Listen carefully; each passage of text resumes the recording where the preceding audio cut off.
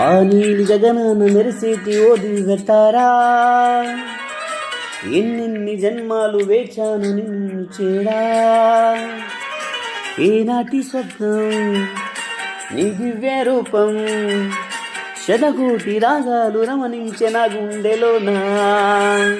ఓ ప్రియతమా ఇది నిజమా, ఈ పరిచయం ఒక వరమా, ఇది మనసు పడిన విరహ వేదన,